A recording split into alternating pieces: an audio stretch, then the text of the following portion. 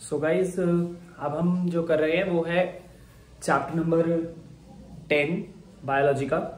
और इसका एक पार्ट जो है, जो मोस्ट इंपॉर्टेंट पार्ट है, जो बार बार इस चैप्टर में से आता है बोर्ड के एग्जाम्स में, वो हम करने जा रहे हैं। सिर्फ एक टॉपिक करेंगे, बहुत ही छोटी वीडियो रहने वाली है, तो आप लोग जरूर देखें और ध्यान से इसको पूरा प्रॉपर्ली समझ लें, क्योंकि ये 3 या 5 नंबर में भी क्वेश्चन आ जाता है। ठीक है, तो जो आज का टॉपिक हमारा है वो है आपका माइक्रोब्स इन सूएज ट्रीटमेंट। बहुत सारे लोग इसे सीवेज बोलते हैं, बट इसकी जो प्रोनाउंसिएशन है दैट इज सूएज। ओके, तो माइक्रोब्स इन सूएज ट्रीटमेंट, और इसमें हम देखेंगे कैसे सूएज जो है उसे क्लीन करा जाता है। ठीक है, अब सबसे पहली बात ये सूएज होता क्या है। ठीक है, तो सबसे पहला हमारा जो मेन वर्ड है यहाँ पे वो है sewage. What is sewage?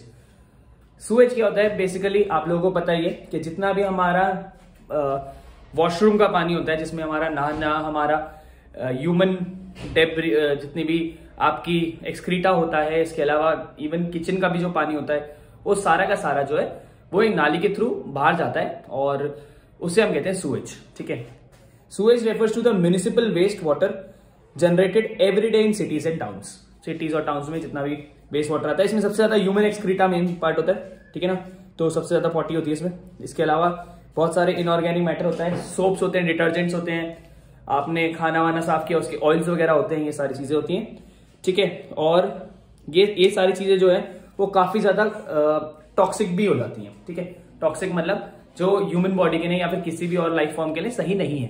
Chemicals है बहुत सारे, इनको आप डायरेक्टली तो हम डाल नहीं सकते हैं, क्या बोलते हैं आपके रिवर्स एंड पॉन्ड्स में। तो आपको क्या करना पड़ता है कि जितना भी सूएज वाटर है उसको हमें क्लीन करना पड़ता है, क्योंकि पानी तो वही यूज करना है दोबारा, तो उसको क्लीन करना पड़ता है। और क्लीन करने के लिए हमारे पास होते हैं STPs, which is sewage treatment plant.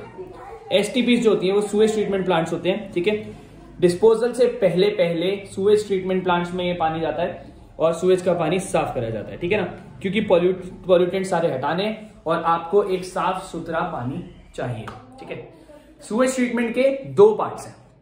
सबसे पहला पार्ट और मोस्ट इंपॉर्टेंट पार्ट, 1 मिनट में लाइक, सबसे पहला पार्ट जो है that is primary treatment. Primary treatment, क्योंकि इसे 2 पार्ट में हम डिवाइड करेंगे, प्राइमरी ट्रीटमेंट और सेकेंडरी ट्रीटमेंट में। तो प्राइमरी ट्रीटमेंट का मतलब होता है, सबसे पहला इसको हम एक और वर्ड से बोल सकते हैं, it is a physical treatment.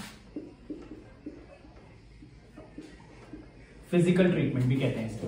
ठीक है, इसमें क्या होता है कि जितना भी सारा का सारा सूएज है उसमें से जितना भी फ्लोटिंग वाटर है, ठीक है, जितना भी ऊपर का जो गंदगी है उस सबको हटा देनी है। ठीक है, तो इसमें क्या होता है, फिजिकल ट्रीटमेंट होता है, क्योंकि इसमें सारा का सारा लार्ज और स्मॉल जितना भी फ्लोटिंग चीजें हो रही हैं, सॉलिड्स जो हो रहे हैं, उन सबको पहले हटाया जाता है, फिल्टर करा जाता है, और फिल्टर करने के बाद सेडिमेंटेशन करी जाती है।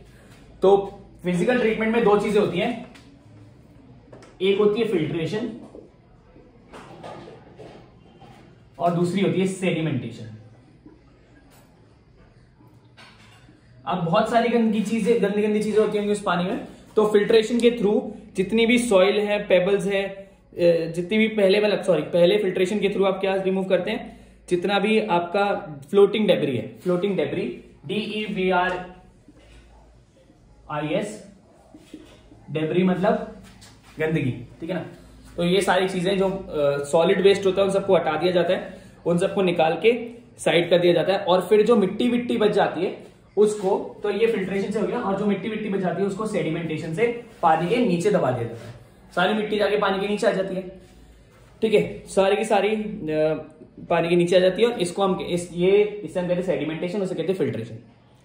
अब जितनी भी सॉलिड पार्टिकल्स पानी के नीचे जाके सेटल हो गए उस चीज को हम बोलते हैं प्राइमरी स्लज। क्या बोलते हैं? Primary sludge.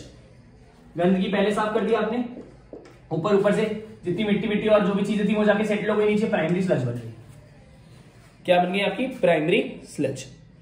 अब इसमें बहुत सारे माइक्रोब्स और डेब्री सारी की सारी नीचे चली जाती है, और जो पानी ऊपर बच गया, क्योंकि टैंक ऐसा है, नीचे की साइड यहां पे गंदगी आ गई, पानी यहां तक बच गया, इस पूरे को हम कहते हैं सुपरनेटेड। जो ऊपर की साइड पानी होता है, नीचे सॉलिड सारा है और ऊपर पानी है, उसे हम कहते हैं सुपरनेटेड। ये सुपरनेटेंट जो है इसको हम लेते हैं, और इस सुपरनेटेंट को आगे हम इसे बोलेंगे एफ्लुएंट। क्या बोलेंगे? एफ्लुएंट। और एफ्लुएंट को हम उठा के आगे सेकेंडरी ट्रीटमेंट के लिए इस पानी को साफ करेंगे। तो नीचे दब गया, बाकी सारा साफ हो गया, तो एफ्लुएंट को उठा के हम इस पानी को आगे लेके जाएंगे और करेंगे सेकेंडरी ट्रीटमेंट। तो प्राइमरी ट्रीटमेंट में सिर्फ इतना ही है, फिल्ट्रेशन करो, सेडिमेंटेशन करो और सुपर नेट्रेंट को उठा के, विच इज एन एफ्लुएंट, जो पानी ऊपर तैर रहा है उसे सुपर नेट्रेंट कहते हैं, ठीक है, उसका दूसरा नाम एफ्लुएंट है, और एफ्लुएंट को उठा के आप सेकेंडरी ट्रीटमेंट के लिए ले जाओ। अब प्राइमरी ट्रीटमेंट के बाद अगर देखो पूरा क्वेश्चन अगर आएगा तो प्राइमरी और सेकेंडरी दोनों आएगा, और ये पूरा मिला के आएगा आपका भाई 5 नंबर में। बट कभी बार क्या होता है, सिर्फ और सिर्फ सेकेंडरी ट्रीटमेंट पूछ लेते हैं, ठीक है। तो इसको 3 नंबर में अगर पूछना हुआ तो सेकेंडरी ट्रीटमेंट ज्यादा पूछ लेते हैं। सेकेंडरी ट्रीटमेंट देखने के लिए एक बार ध्यान से देखेंगे कि क्या हो रहा है। सेकेंडरी ट्रीटमेंट को हम ऑल्सो कहते हैं बायोलॉजिकल ट्रीटमेंट, ठीक है, क्योंकि यहाँ पे बहुत सारे माइक्रोब्स वगैरह यूज होने वाले। देखो प्राइमरी ट्रीटमेंट में कोई माइक्रोब यूज नहीं हुआ था, हमने बस सफाई करी थी, नॉर्मल सफाई।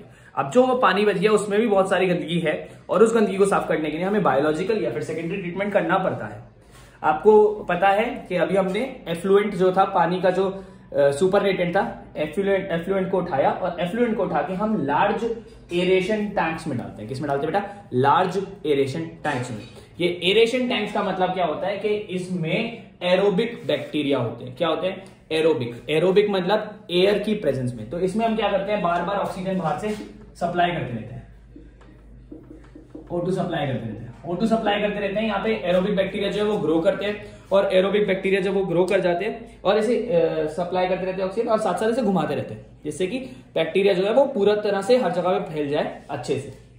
अब ये एरोबिक बैक्टीरिया जो है ये आगे जाके ग्रो करते हैं, और ये जितने भी गंदगी है उन सबको पकड़ पकड़ के छोटे छोटे फ्लॉक्स बना लेते हैं। क्या बनाते हैं? फ्लॉक्स जो होता है वो मास ऑफ बैक्टीरिया होता है, जिसमें कुछ ना कुछ, मतलब एक गुच्छे जैसे मान सकते हो आप, छोटे छोटे पानी के अंदर गुच्छे बन जाएंगे, जिन्हें हम फ्लॉक्स कहते हैं। एरोबिक बैक्टीरिया जो है गंदगी को लेकर फ्लॉक्स बना देंगे। अब धीरे धीरे एरोबिक बैक्टीरिया क्या करेंगे, गंदगी को डाइजेस्ट करने लगेंगे, मतलब खुद ब खुद खत्म करने लगेंगे, ठीक है। जब वो खुद ब खुद खत्म करने लगेंगे तो क्या होगा कि जो पानी का बीओडी लेवल है वो कम हो जाएगा। अब ये क्या होता है? बीओडी की फुल फॉर्म होती है biochemical oxygen demand. Biochemical oxygen demand, simple भाषा में बात करो तो इतनी बात है कि जितना पानी गंदा होगा उतनी उसकी बीओडी लेवल ज्यादा होगा। क्यों? क्योंकि ऑक्सीजन की डिमांड ज्यादा चाहिए पानी को, गंदा है ना बहुत। जितना पानी साफ होता रहेगा ऑक्सीजन की डिमांड चाहिए ही नहीं होगी, पानी में तो ऑक्सीजन होता ही होता है। तो ये क्या कर रहा है, क्योंकि ऑक्सीजन की डिमांड ज्यादा चाहिए, बीओडी लेवल ज्यादा है, फ्लक्स बनने से बीओडी लेवल रिड्यूस होता है। और बीओडी लेवल क्यों रिड्यूस होता है? क्योंकि भाई जितने भी एरोबिक माइक्रोब्स हैं, एरोबिक बैक्टीरिया है, वो सारे के सारे उस गंदगी को डाइजेस्ट कर रहे हैं, ठीक है। सुएज वाटर, तो बीओडी यहाँ पे हमने रिड्यूस करा दिया। बीओडी रिड्यूस कराने के बाद जो भी चीज बची उस सबको उठाया और उन सबको डाल दिया आपने सेटलिंग टैंक्स में। किसमें डाल दिया भाई? सेटलिंग टैंक्स में, ठीक है। अब ये सेटलिंग टैंक्स में जब इन्होंने डाल दिया तो अब जितना भी ये फ्लॉक्स हैं, जो यहाँ पे फ्लॉक्स बने थे, ये सारे के सारे सेटलिंग टैंक में जाके सेटल हो जाते हैं नीचे को। और नीचे को सेटल होने का मतलब क्या है बेटा? कि वो सेडिमेंट हो जाते हैं, ठीक है। जैसे पहले सेडिमेंटेशन करा था, अब फ्लॉक्स की सेडिमेंटेशन हो रही है। फ्लॉक्स की सेडिमेंटेशन हो रही है। पहले वाला सेडिमेंट को हम बोलते थे प्राइमरी स्लज, और इसको बोलते हैं हम एक्टिवेटेड स्लज। गलत स्पेलिंग लिख दी मैंने, एक्टिवेटेड स्लज, ठीक है। ये हमारा बन गया एक्टिवेटेड स्लज। अब ये एक्टिवेटेड स्लज जो है, इसमें से स्मॉल पार्ट लिया जाता है और उसको वापस एरोबिक या ये एरेशन टैंक में डाल दिया जाता है। भाई वापस एरेशन टैंक में क्यों डाला? क्योंकि एरेशन टैंक में हम माइक्रोब्स कैसे लेके आएंगे? एरोबिक माइक्रोब्स इसी के अंदर है। तो इस पानी का, इस स्लज का ज्यादातर पार्ट जो है वो कहां डाल दिया जाता है? आपका एरेशन टैंक्स में। सॉरी, छोटा सा पार्ट जो है वो डाल दिया जाता है एरेशन टैंक्स में। बिल्कुल वैसे ही जैसे दूध को, दही को जमाने के लिए छोटा सा दही का होना चाहिए इनोकुलम, तभी दही जमती है ना, ऐसे ही यहाँ पे भी बैक्टीरिया पहले से ही थोड़ा सा लिया और इसमें डाल दिया, फिर वो नया पानी को साफ कर रहा है वहां से जो पानी आ रहा है एफ्लुएंट। बाकी ज्यादातर जो पार्ट बचा उन सबको पार्ट को उठा के डाल दिया गया इनटू एनारोबिक स्लज डाइजेस्टर्स। किसमें डाल दिया? Anaerobic sludge digesters. Anaerobic sludge digester आपको नाम से ही पता चल गया भाई, एनारोबिक बैक्टीरिया होंगे। इनको हम कहते हैं मिथेनोजेंस। क्या कहते हैं? मिथेनोजेंस, ठीक है। क्योंकि पानी अब काफी हद तक एरोबिक बैक्टीरिया ने साफ कर दिया था, अब जो बैक्टीरिया जो गंदगी बची होगी वो सारे के सारे एनारोबिक बैक्टीरिया उसे और साफ कर देंगे, और इवन एरोबिक बैक्टीरिया जो है उसको भी मार देंगे, ठीक है। ये सब कुछ साफ कर देंगे, खत्म कर देंगे पानी को, ज्यादातर हद से हद क्लीन हो जाएगा ये पानी। और इसमें से बहुत सारी गैसेस जैसे कि मीथेन, H2S और CO2 निकलेगा। क्या क्या निकलेगी गैसेस? मीथेन, हाइड्रोजन सल्फाइड और CO2। ये सारी गैसेस तो आगे जाके बायोगैस में यूज हो सकती हैं, बायोगैस बनती हैं। खैर ये अलग बात है। तो जब एनारोबिक स्लज डाइजेस्टर से दोबारा साफ हो गया, पहले एरोबिक करा था, अब एनारोबिक करा, एनारोबिक स्लज डाइजेस्टर से जो भी एफ्लुएंट बचा, मतलब ऊपर का जो पानी बचा, साफ सुथरा पानी जो है, क्योंकि वो अब ट्रीट हो चुका है, उसको हमने उठा के कहां डाल दिया, we put that into the river. Now we open the canal और सीधा स्ट्रीम्स, रिवर्स और स्ट्रीम्स में उसे हम नेचुरल वाटर बॉडी में रिलीज कर देते हैं। ठीक है, तो शुरुआत से एक बार सम अप कर देता हूं। प्राइमरी ट्रीटमेंट में हमने सिर्फ ऊपर ऊपर से पहले फ्लोटिंग डेब्री हटाया, गंदगी सारी हटाई जो सॉलिड पार्टिकल्स थे, फिर नीचे सेडिमेंटेशन के थ्रू हटा दिए मिट्टी विट्टी जो भी थी और सामान था, और बाकी सारा जो पानी है उसको लेके आए हम सेकेंडरी ट्रीटमेंट के लिए। जो पानी था उसे हम एफ्लुएंट कहते हैं, उससे पहले एरेशन टैंक्स में डाला, एरोबिक बैक्टीरिया ने फ्लॉक्स बनाए, बीओडी लेवल रिड्यूस करा, जब बीओडी लेवल थोड़ा सा रिड्यूस हो गया फिर उसे हम सेटलिंग टैंक्स में लेके आए, फ्लॉक्स जो है वो सेडिमेंट हो गए, उसमें से कुछ पार्ट उठा के वापस डाला एरेशन टैंक्स में, जो कि यूज हो रहा है इनोक्यूलम जैसे, it is used as an inoculum. ठीक है, दही में जैसे जरूरत होती है वैसे। और बाकी सारा पानी को हम एनारोबिक स्लज डाइजेस्टर्स में डाल के इसको दोबारा क्लीन करके रिलीज कर दिया इनटू द वाटर बॉडीज। ये पूरा का पूरा क्वेश्चन जो है, ये पूरा का पूरा जो क्वेश्चन है, ये आराम से 3 या 5 नंबर में आ सकता है। इस पूरे चैप्टर का मोस्ट इंपॉर्टेंट पार्ट यही क्वेश्चन है। ठीक है, तो अच्छे से कर लें, कोई डाउट है तो आप लोग मेरे को मिल सकते हैं।